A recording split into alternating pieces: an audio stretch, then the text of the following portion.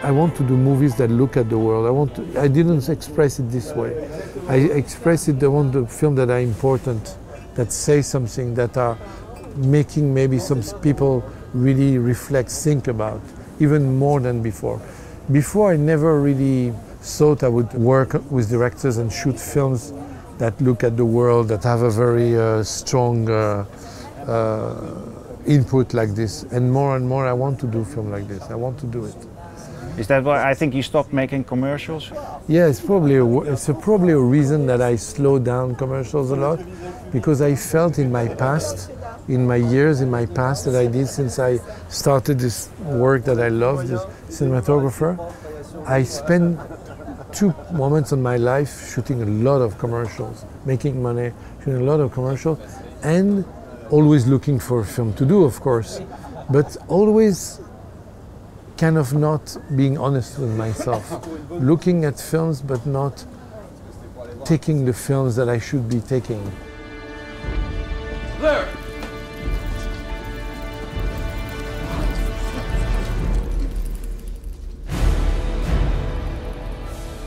Morning, sweetheart.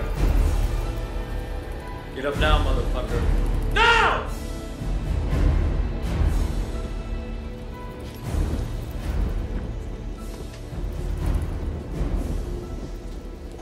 Get up, you sack of shit.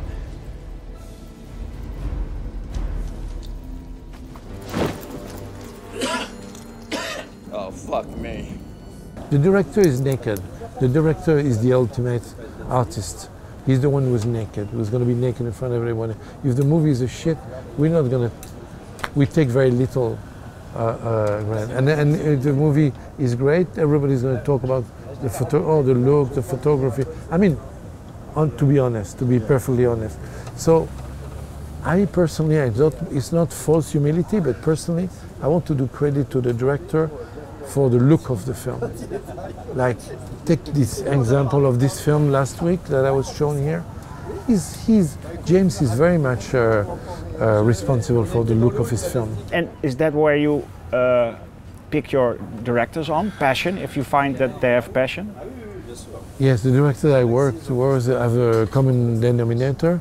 They are passionate. All of them are passionate.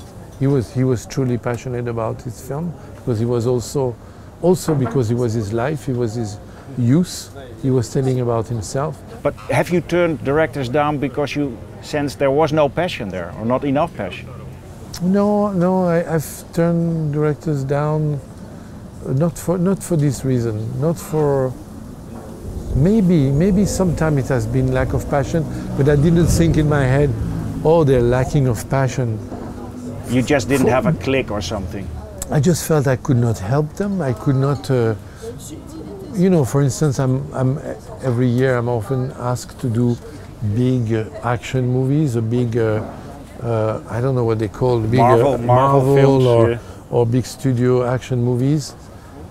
And I cannot do it unless it's an auteur. Auteur is a director. Next one is Bong Joon-ho. He's an auteur. So I'm doing a big film. But I don't do big films if it's not an auteur. Because on big films, on very, very big studio film, the director will not be free enough, And I need to trust the director. And if we're with a studio, I need to trust the studio as well. I need to trust the people around. Work of art is also a question of trust together. We have to create a family around the director. That's my main thing as a cameraman. I try to create a family around the director. So my crew is his crew or her crew, is our crew together. I keep repeating this to the directors I work with, that it's not my crew, camera crew, it's our crew. It's much better like this. Talk to the gaffer, talk to the grip. It's our crew, we work together. It's a matter of trust.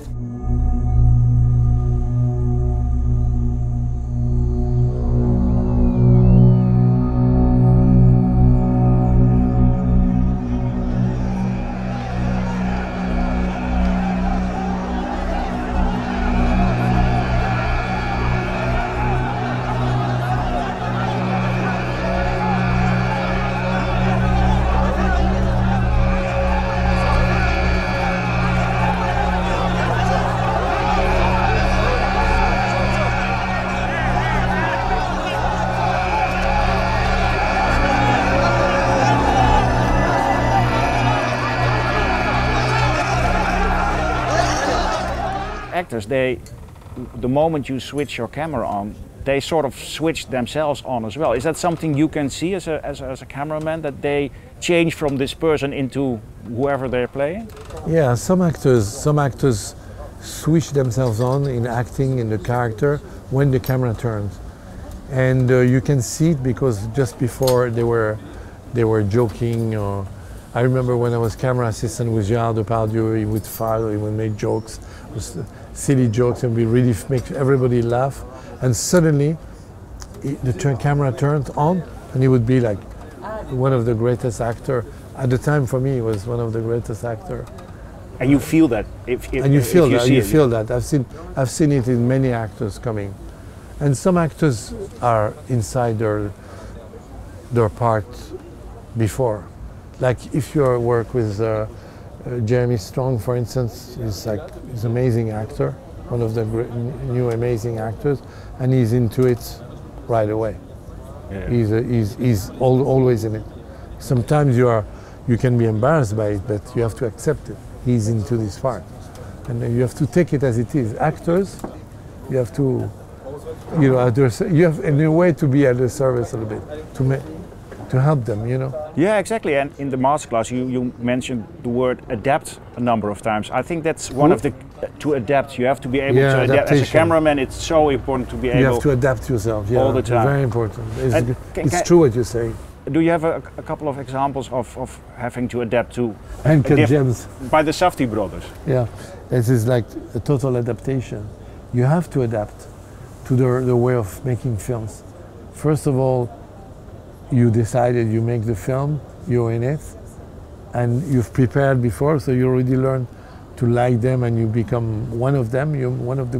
It's like a band. It's very much like a band, like one of the band, and you play with them.